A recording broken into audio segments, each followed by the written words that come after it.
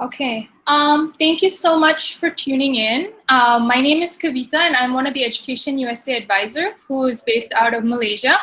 And today it's my pleasure to present this session on studying in the US. And I'm doing a co-joint presentation with my colleague Zehra.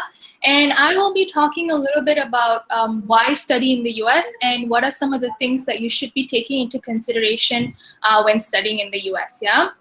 So for those of y'all who just joined in, again, my apologies for the technical difficulties, but Education USA is a State Department network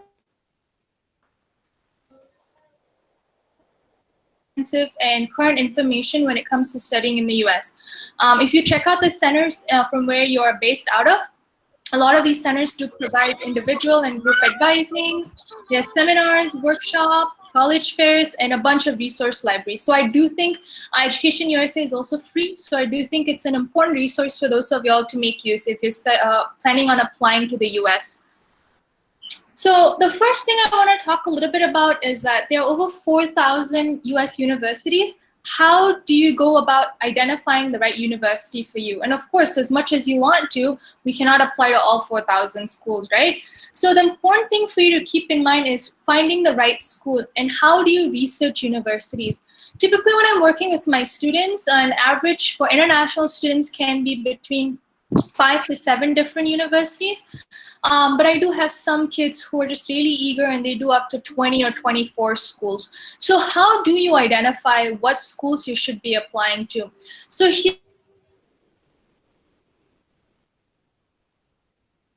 one of the main things includes stuffs like major and minor. If the school offers the program that you're interested in, that is the right school for you to go into. Let's say you want to do marine biology and the school does not offer marine biology, maybe that's not the right fit for you. Location. If you've grown up in major cities your whole life, maybe like Bangkok, Kuala Lumpur, Sydney, do you think you'll be happy if you went to a school in a small town in the US? Or if that's something that you're looking for, maybe that is the right fit for you. How big is the school? So I was an international student myself, and when I studied in the US, I went to my school and I realized I was in a large school. My school had over 60,000 students, and it was a big environment. And I know friends who've gone to a school that only had 2,000 students or 600 students. So trying to find the right fit. Do you want to be in a large school, or would you prefer to be in a medium-sized school or a small school? The other thing you could take into consideration is if the school's a private school, is it a public school, liberal arts school, research institution, but this is also a good thing for you to look at. You can also reach out to your local Education USA advisors, check out and see if there's any resources that are given out. A lot of times students always ask me, why should I go to a liberal arts school? Liberal arts school is also really interesting in the sense that they tend to offer science-based programs as well. So don't completely discredit liberal arts school if you decide to go and pursue a STEM major. Finances. Different US universities do offer different types of total cost of attendance, so that is an important thing for you to keep into consideration. Do you want to go to a school, or can you afford to go to a school that has a total cost of attendance of $80,000, or can you go to a school, can you attend a school that costs around maybe $25,000? Extracurricular activities. Almost all US universities do offer different ranges of extracurricular activities. This could be from a football club, basketball club, or even a Harry Potter club. So US universities do offer a wide range of extracurricular student. You will be spending, only 12 to 15 hours going to classes, but what would you be doing the rest of the time if you're not studying?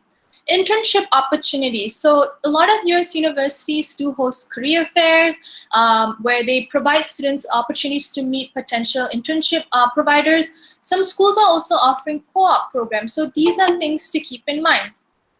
Ranking is also something that you should not be too fixated about. I know a lot of times students would say, oh, maybe I will just apply to the top 20 school or the top 50 school. One thing you should keep in mind is that no rankings are usually the same.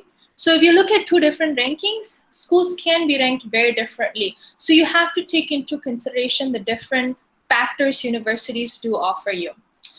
Support services, do they have tutoring center? Do they have mental health care support system? Do they have financial aid offices? What are the different support services that are provided by the universities that would allow you to move on or to have a holistic education? Universities usually do a great job listing out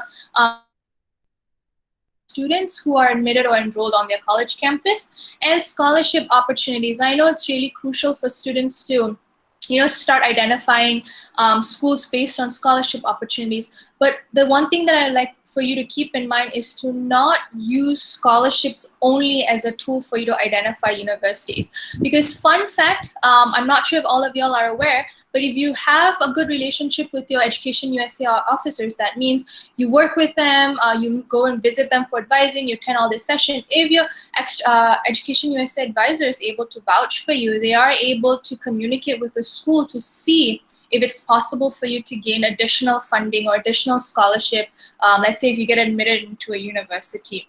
So finding the best fit is something that most of you might have heard commonly throughout the sessions, or maybe when you're talking to universities. But what this means is that when you are looking for US universities, there's no one thing that would fit for you. And also maybe a school that might be the right fit for your background.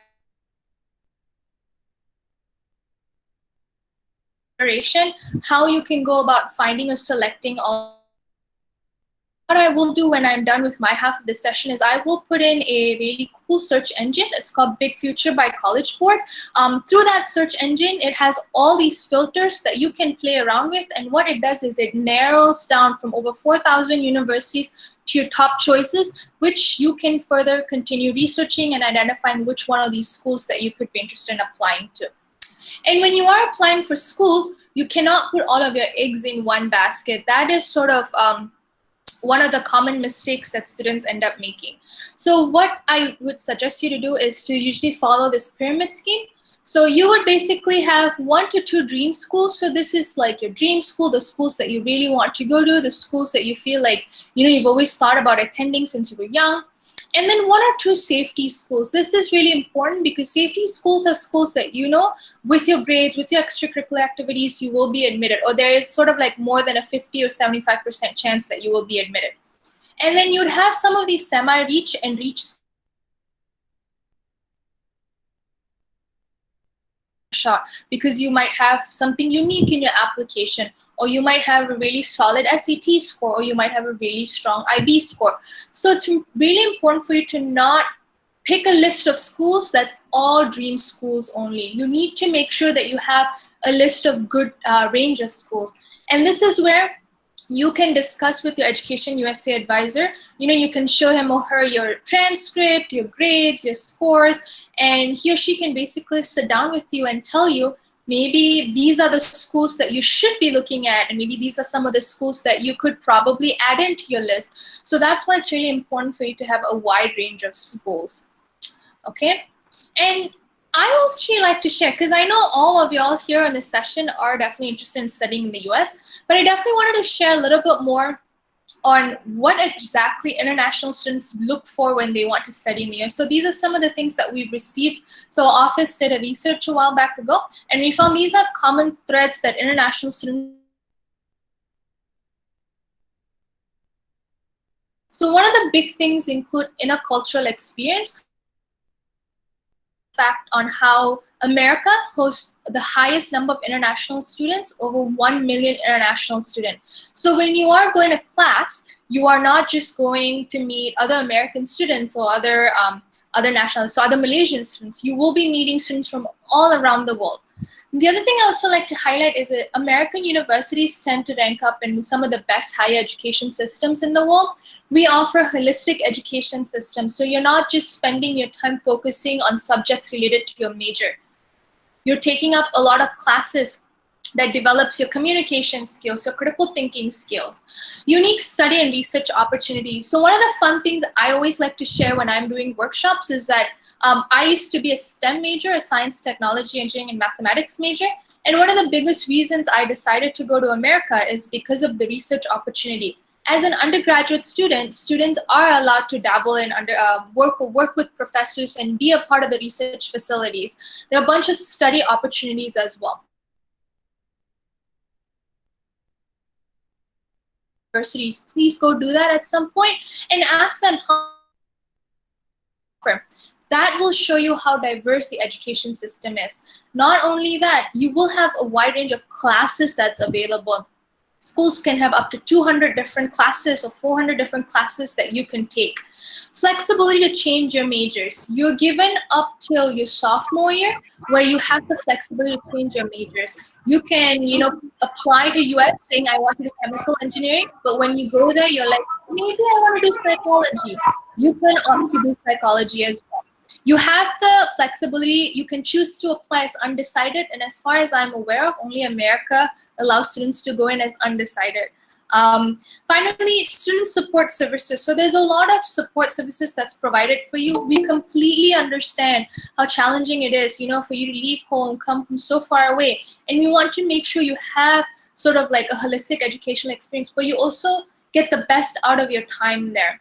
And that's why we have different support services ranging from academic, healthcare, mental health, finance,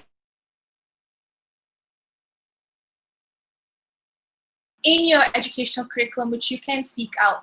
And finally, international counselors. So as an international student, you are required to follow certain visa regulation, and you will have an international counselor who's there to help you with your visa application or like your visa status. They'll help you with your OPT. So as an international student, you get to work after graduation.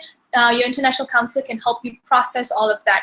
And also your academic counselor is someone that I would strongly encourage you to meet whenever you can, especially every semester or every quarter, because he or she is the most important person to help you with your calendar planning. Let's say you want to do a major and a minor. They'll help you to figure out what classes you should be taking. You want to do a double degree, your academic counselor is the best person to help you figure out what are the right classes you should be taking in order for you to transfer on time or to graduate on time. And if you're a transfer student, because in Malaysia we do have transfer programs, if you're applying as a transfer student or maybe you're transferring from a community college, it's really important for you to graduate on time. And I'm going to wrap up my right fit. And most of y'all can see here, I'm not sure, can you see this is really important because ultimately we want to achieve the blue triangle on the Venn diagram here. So there are different aspects that you should take into consideration. The one thing that I really stress to all of my students is that yes, you are going abroad to study, but studying is not the only thing that you will be doing. You need to take into consideration the social aspect. How are you going to live there? How are you going to thrive there? So I think that is extremely crucial when it comes to trying to identify the right school. So when it comes to academics, you can always look at class size, the types of majors offered, any sort of internship if you wanted to study abroad opportunity, that's important. And lifestyle, I know. Like if you want to look at being in a big city or do you want to be in a small city, how do you want your campus life to be? Do you want to be in a diverse campus or are you looking to be in a religious institution? So these are all certain things that you need to take into consideration. And there's also the other factor as well, how competitive your university is or how affordable is your university, what type of career service.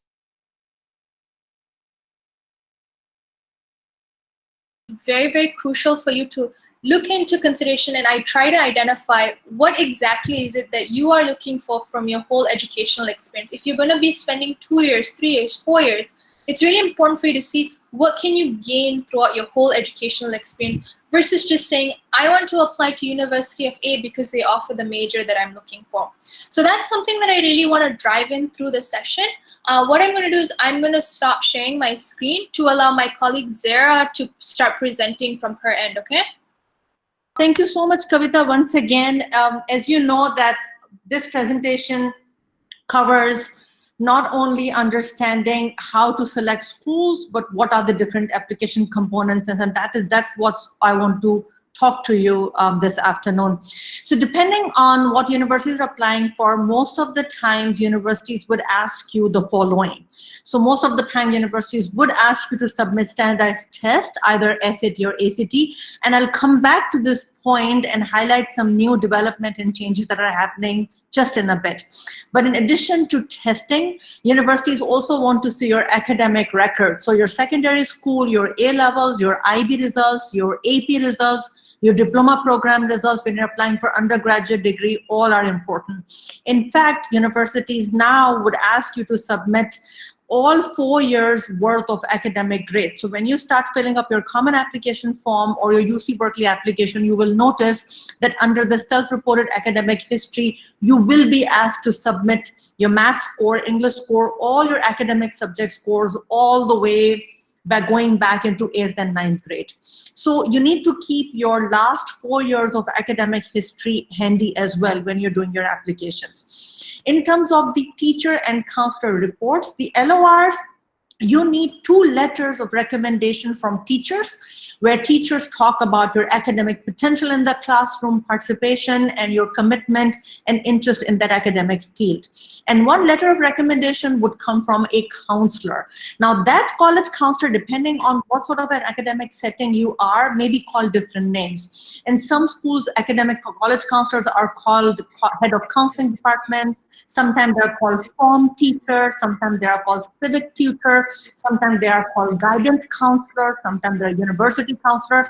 But more or less all school system would have some sort of a counseling service or department available to help students with this part. So think about 3 individuals that you will be going to get letters of recommendation. And these are very important part of your profile.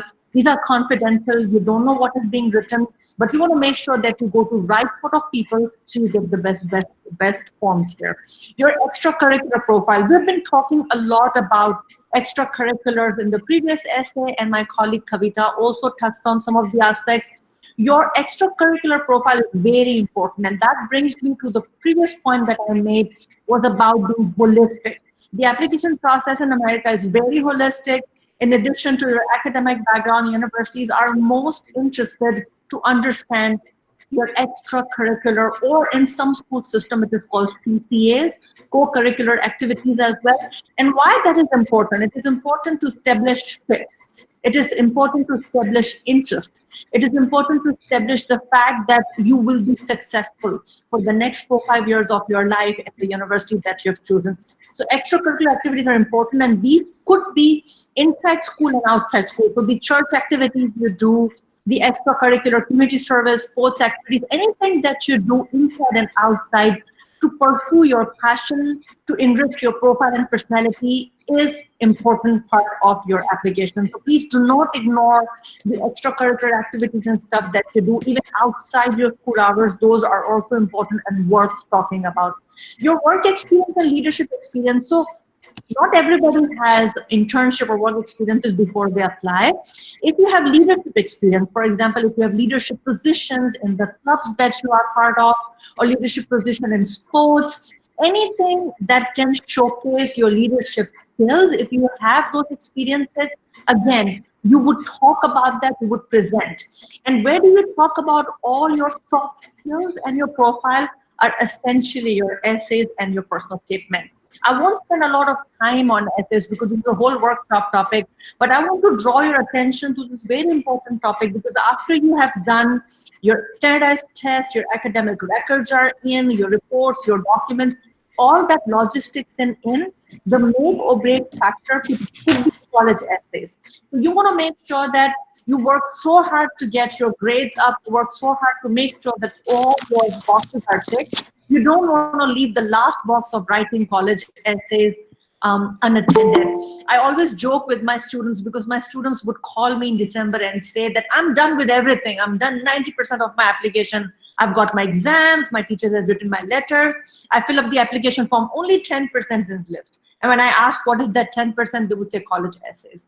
Well, for me, that's 90% of your application, not 10. So please don't leave that your very important critical piece of your application towards the end. Start working on it. Another important tip is Common Application. Common Application is basically an application portal, a tool that allows you to submit your applications to over 800 universities in the US and abroad. They have some schools that are outside in the US, but you have the opportunity to submit multiple schools with one application portal. It's a long form, would ask you to submit a lot of details, academic history, personal essays, profile, SAT information, and then you're able to submit at schools and submit to different schools as well. Again, that's a good tool instead of going to every university website. If they have common application facility available, I would suggest that you look into that as well. Now, as far as your timeline is concerned, now you must have appreciated one thing, that application process is very holistic in the US. It's very involved. You really get involved. There's a lot of time commitment that is required from your end. It's a long process. If I ask you to do all of that over 3 months, it can be overwhelming, it can be difficult, and you may not be able to give your best. But if you are given this long assignment in piecemeal basis, whereby I stagger the entire process in small stages, you start early in the year. Think of this application process as a year-long timeline. You start early in the year, in the beginning of the year, start preparing for your standardized testing, attend education fairs, visit your EducationUSA office, connect with your college counselor, and start understanding your options. That what is it that you need to do in order to prepare an art and design portfolio if you want to apply to a design school? What is it that you need to do if you want to apply early decision? What will the timeline? So just try, gather as much information as you can. A lot of the times, a lot of college fairs are happening during that time. Go and visit, talk to the university, just gather intel, gather information, as knowledge as you can about college process, and then discuss your profile with the EducationUSA advisor. Later in May, June, July, try to sit for your SAT or ACT. Now the timeline looks a different. I want to pause here and tell you that a lot of the universities, in the light of current COVID-19 situation, has made SAT or ACT optional or not required as the application process for 2020-21 application cycle. So if you're considering applying this year, this may be a good opportunity where you could apply to universities that do not require, or there are some schools that still want it. So just make sure that you do your research. In the chat box, I will give you a website link where you can find the most updated list of schools that have become SAT or ACT test optional. Use the summer break to fill in any gaps in your profile, the things that you always wanted to do. This is your last summer before you go to college. So this is your time to begin your writing your draft essays, get in touch with your counselor, and just the break problem to put it together. Somewhere in August and September, online applications become alive. That's where you have a chance to see the most recent supplements. Again, get in touch with your counselors and teachers to get the paperwork done, begin narrowing your school list, and most importantly, assess your finances and make a budget. If you're applying for scholarships, add in the additional timelines and deadlines for that.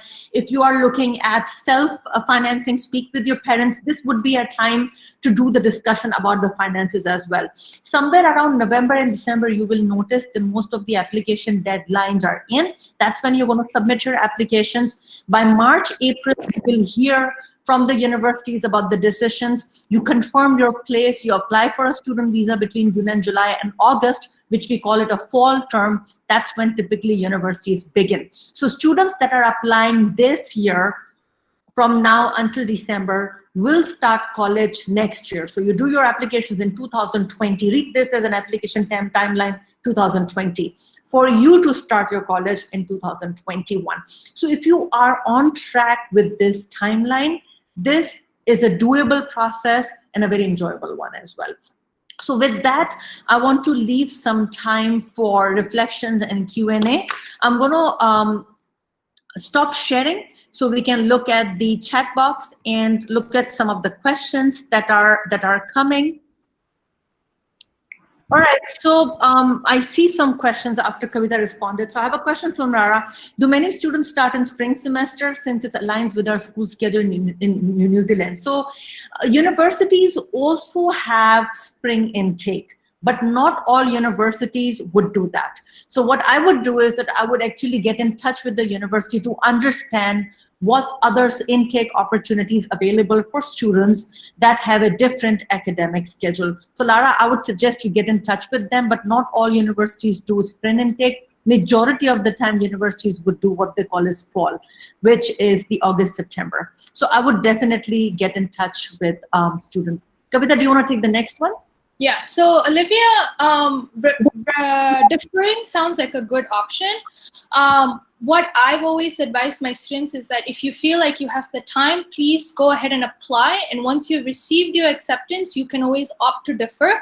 But if you feel like you do not have enough time, you really, like you're busy with your AS or your A-levels and you want to focus on time to just focus solidly do your application, then it's fine to defer to. The one thing I would suggest is when you're deferring or if you're taking some gap year, make sure you're trying to do productive things and don't end up just spending time watching TV and playing video games. So yeah, those are two things I can definitely suggest you.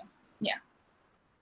So the next question is O-levels sufficient for application or A-levels needed? So understand that A-levels is considered as a high school completion diploma, universally speaking. So when universities say that they want to see a completed high school diploma credential, they are most likely referring to A-levels. However, there are universities that accept students with O-levels as well. And they say that very specifically on their website under the international student applications section. So I know there are schools, about 300 or 350 schools in the US that do accept students after O-levels. And having said that, a lot of the time students also get credits or in-course credit for the advanced level courses that they may have done at IB, AP, or A-levels as well. So I would suggest you check with the school that you're applying to whether or not there are any credits that you may get for your A-level work, or whether or not you can apply with your O-levels. Mm-hmm. And I'm going to respond to Anis's question about the application timeline for masters. It's very similar to the undergraduate application timeline, but the one thing that you have to keep in mind is that if the school requires you to do some sort of like submission, if they want to know your thesis proposal or anything like that, those are a couple of deadlines that you should keep in mind. But what I've observed is that sometimes master's applications tend to have a different deadlines, and it can vary tremendously from the schools that faculty from the program that you're applying to is requesting versus what does the admissions office is requesting. Again, one thing I would say is if you are confused, the to-go thing for you to do is definitely check on the university's website, because it's explicitly mentioned for you on when each deadlines are. If you're applying for scholarships, you know when the scholarships deadline could be and things like that. All right, so the next question is the difference between early action and early. It's a very good question. I'm glad you asked that, because students do get confused with this terminology. So there are different ways to apply. There is regular decision. You apply when everybody's applying. The application deadlines are generally the end of December or beginning of January.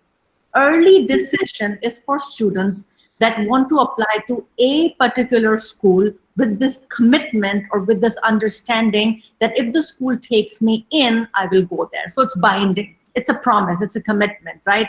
You are that sort of a student. Again, it goes back to the whole discussion about fit. You are that student who is a very good fit for that school, and the school will also like you for who you are. You apply early. You apply early, you hear early, and if you get in, you have to go to that school. And when you hear from that school, since you hear early, you withdraw all the other applications that you may have submitted or you're planning to submit to the US. So that's early decision. You can only apply to one. It's binding. If they take you in, you are going, period. Early action.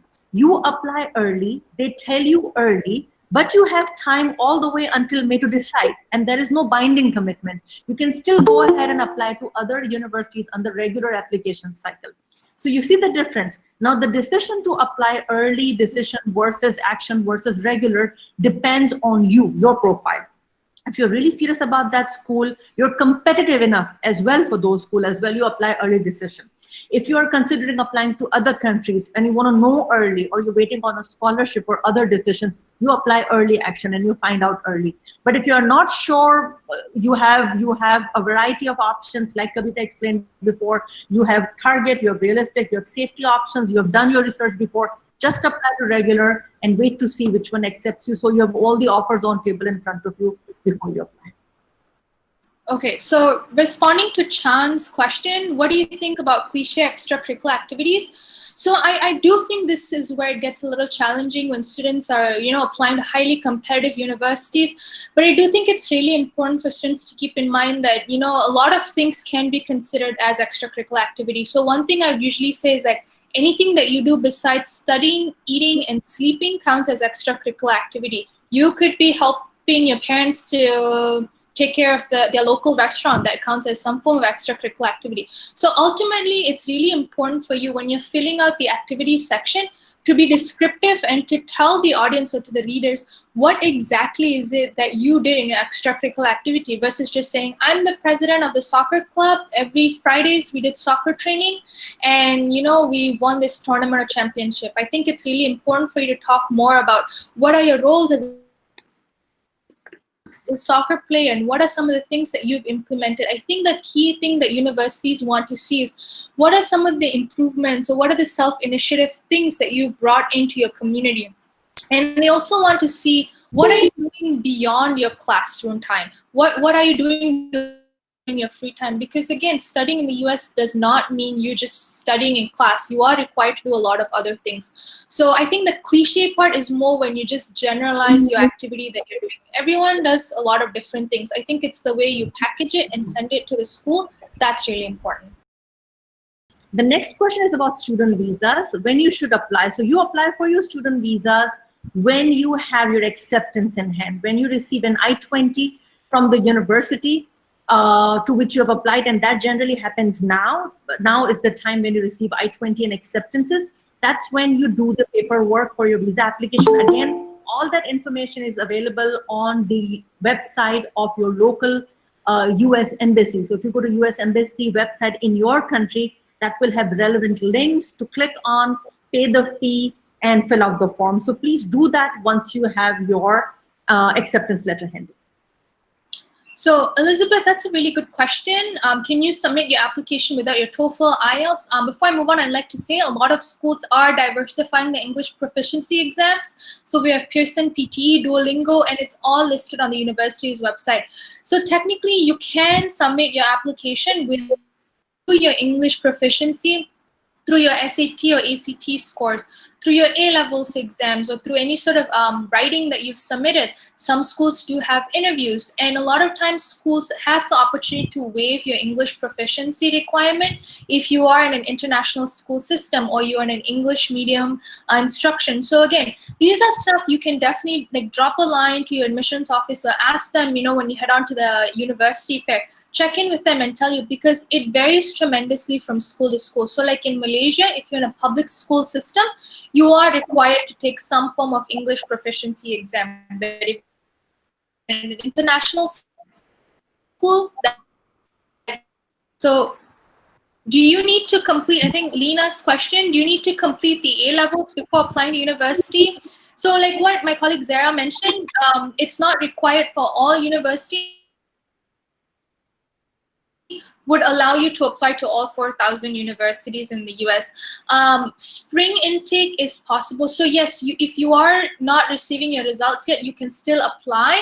For the fall intake, technically, you would just send in your forecasted results. The other thing to keep in mind is that if you are applying or you only have your O-levels, IGCSE, or anything equivalent to year 11, community college is an feasible option. If you feel like you don't want to do that 12th year, you can immediately hop on to community college right after year 11, do your 2 years, and then transfer to a 4-year institution. There are two questions about early action and decision. We just covered that, but just to kind of reiterate, and somebody has also given a feedback here that early decision is binding. You apply because you're very interested, you're very competitive. If you get in, you must withdraw the other offers. Early action, on the other hand, you apply early, you get to hear early, but you don't have to commit to that school until the May deposit deadline. Now, what is the benefit of applying early? Applying early has a benefit. First of all, you will know whether or not you got in that school. So that actually helps you with the ease of, it eases the stress, from the entire beginning of the year, whether or not I'm in. So you will know earlier. But at the same time, if you're very competitive, not many people apply through early cycle. They're a very selected bunch of students. So the number of applicants that apply during early cycle are less than the regular one. But at the same time, they're very competitive kids. So if you feel that you are very competitive, you have your heart set on that school and you will go to that school no matter what happens, please give it a try. If you have a profile worthy of applying early, I would highly recommend you apply early, which means you should have done your SAT, your essay writing now. So May, June, July is a time when you are most of your application work is done if you're really interested in early, because early goes in November and October as well in some cases. So you want to make sure that you're really organized and you're done. If, let's say, you get rejected by your early decision or action option, you can apply regular. If you get in, that's when you withdraw for early decision. But if, let's say, you were rejected by an early decision school, you cannot apply to same school again for regular, but you can apply to any other school you want in America. So once early decision is out and it's not favorable, all other 4,700 something schools are open for you. So you can certainly apply. So can you apply early to multiple schools? Yes, you can apply early action to multiple schools, but early decision to one school. But I do think it's important for you to keep in mind, because there's early decision binding, there are also early decision non-binding. So these are stuff and terminology that I do think it's really crucial for you to take into consideration. On top of applying early action, early decision, you can also apply regular decision to as many schools as you want. One thing to keep in mind is the Common App does have a limit of 20 institutions, but again, you can apply 20 schools on the Common App, and you can use the University of California portal and apply to another 5 schools. So you do have a wide option. It's just a matter of you really balancing your time, trying to figure out when you're going to application fee. Actually, I'd also like to say, I see Zehra has posted a link, and I've also posted a link, bigfuture.college board.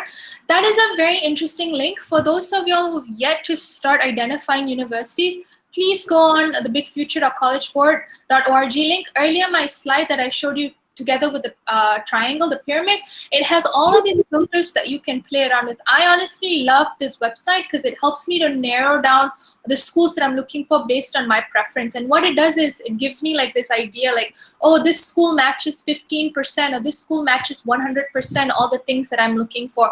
And what I would do after that is once it narrows down for me, I have an idea. It's asking me to go to University of America. Then I'll go to the website, I'll take a little summary and see what are the common requirements, and I'll go onto the university's website and I'll start looking at it more in depth and see whether that is a school that I would be interested in. Another thing I like to share with students is that is the school for you.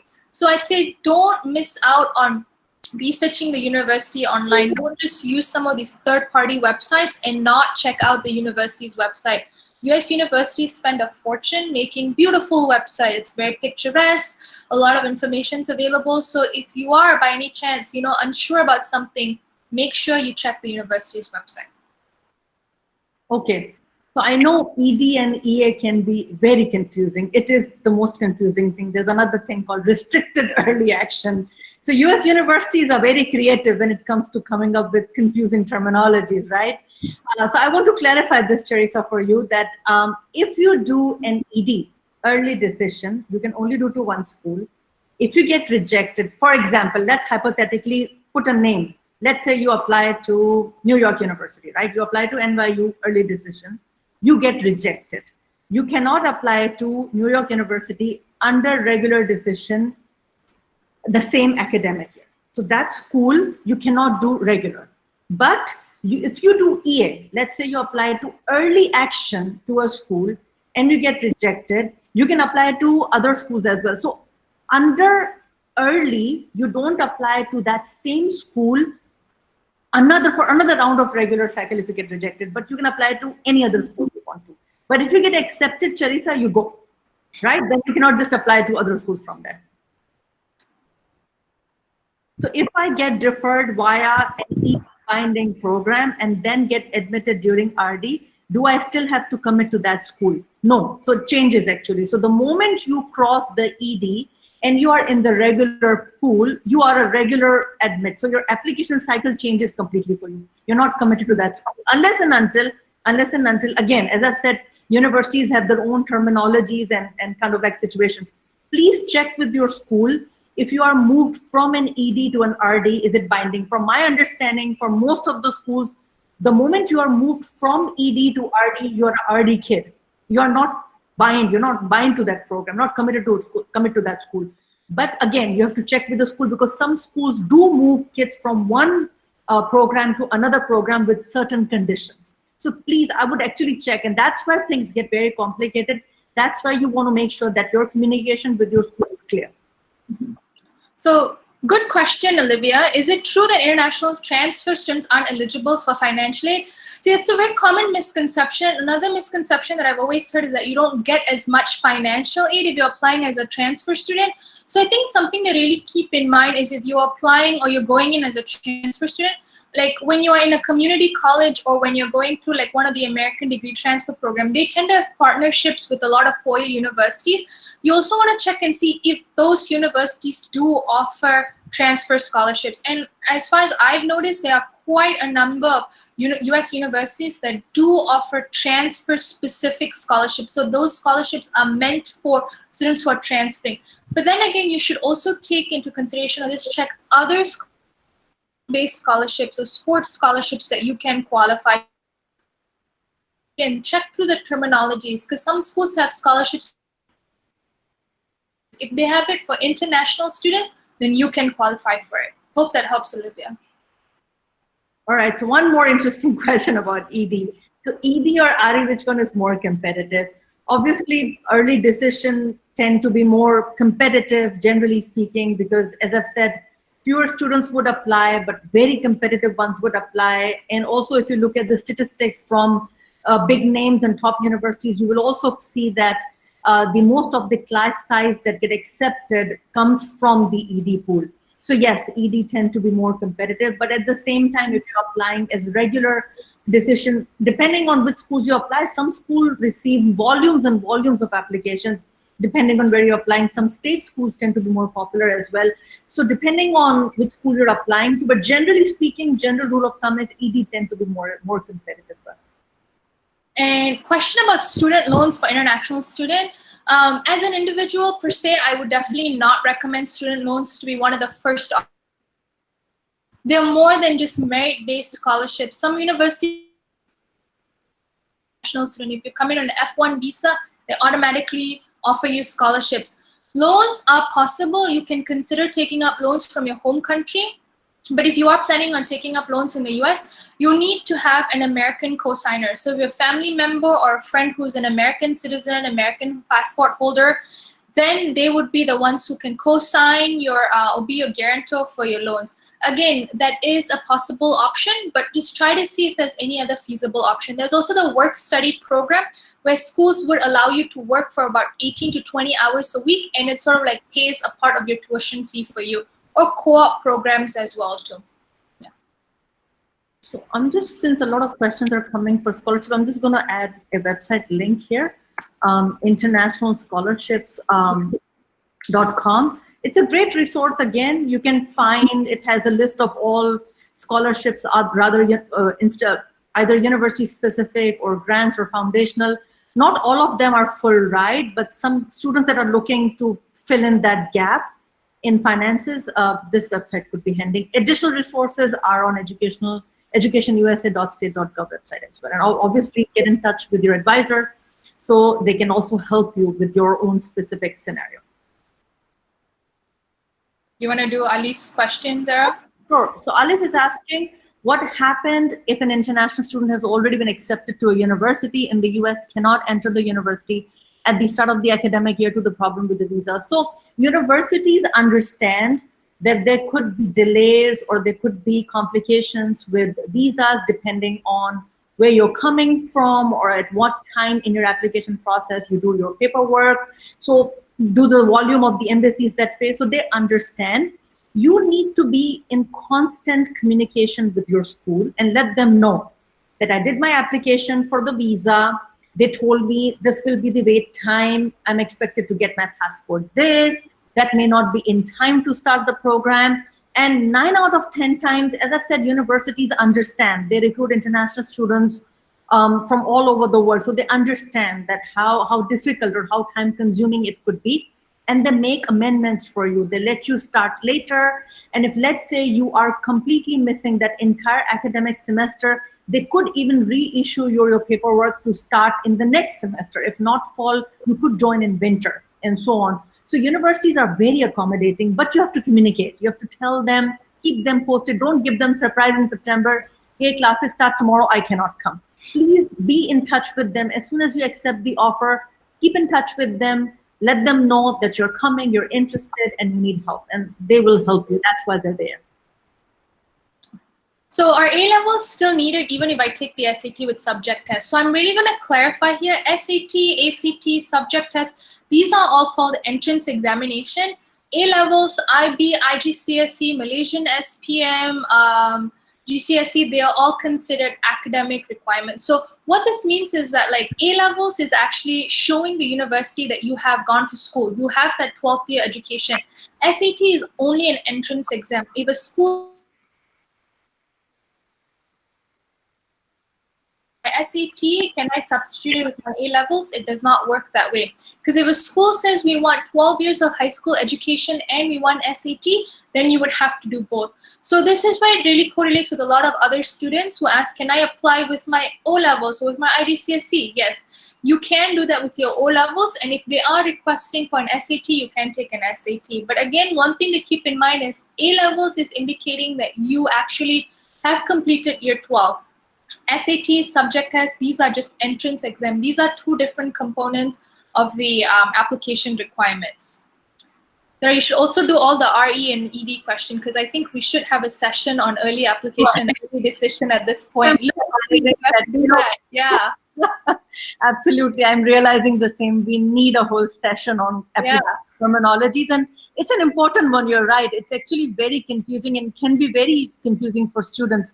Next time, Luke, we have noted a new topic, and we're just going to cover ED, and different ways of applying. But let me just take a few more last questions on this subject, and then we finish. I'm not going to repeat what we have said before, but okay. If Charissa is saying, if I apply to REA, which is restrictive early action to one school, will I be able to apply to ED programs at other schools? So the answer to this question is, it depends.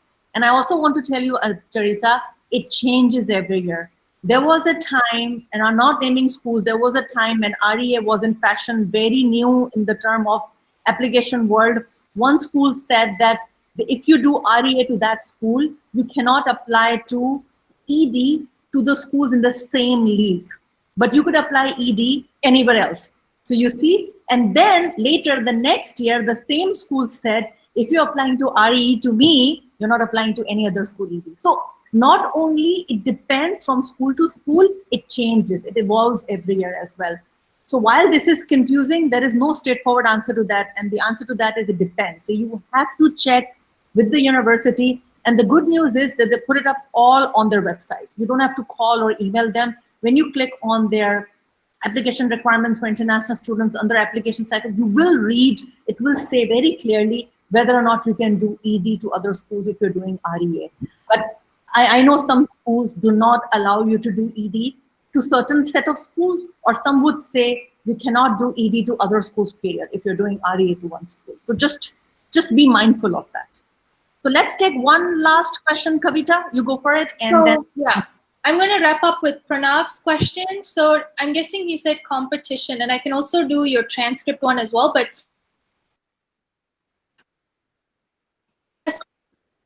competition depend on the major or the institution? So this is a very good question. So typically how it works is to the university first. This is the first level of barrier that you have to get through. You want to go through the whole competition to get admitted to the university first.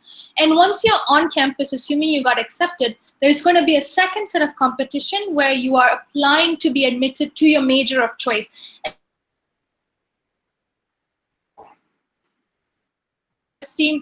And they give you you applied to go to an engineering faculty, but they said you're in the College of Arts and Science. So congrats, you got admitted to the university. Now what you're going to do is your first and second year, you're going to really work on and taking all of your prerequisite classes to get admitted into the major. So again, these acceptance rates can vary tremendously, but honestly, if you go on Wikipedia and you see their acceptance rate, that tends to be the acceptance rate for you to the institution, not to the major. But you can find more about the major through the majors or the faculty's website. And then why should we send 4 years of high school transcript if they only want to see that we have 12 years of formal education? So Pranav, that's a really good question. Typically, they want to see from your grade 9, grade 10, grade 11, and grade 12 because US universities have requirements on how many years of English you've completed, how many years of math, how many years of social science. So we tend to look at 4 years of high school completion. But the thing is that a lot of countries don't really have up to 12 years or quite a number of them. So Malaysia's university program. So this gives the flexibility for students to only submit last 3 years of education. So you would definitely try to send in the 4 years of high school education because universities want to see a pattern, they want to see a trend, but they also want to see how well you have been doing because we just don't want to see a student who has all A stars in their A levels but had like B's and C's in their IGCSE and their GCSE. I hope that answers your question, yeah? We just want to thank you again for your time. I know it's a public holiday in some parts of Southeast Asia, so we want to thank you for taking the time out and attending the session. We really hope that the sessions that you've attended, your interactions with the universities, you have found them useful, and going forward, you will consider reaching out to EducationUSA to help you guide with the rest of your application journey. With that, thank you very much. Kavita, do you want to say anything before we sign out? Thank you, but I feel like Charissa has another question, Zehra. Charissa, do you want to email your EducationUSA advisor? Just go to educationusa.state.gov. I'm not sure what country you're in right now, but if you go to the educationusa.state.gov and click on the country you're currently residing in, it will take you to the contact information of your advisor, email address, and phone number. Please get in touch with them, and I'm sure they'll be most happy to help you. And I wish you all the best.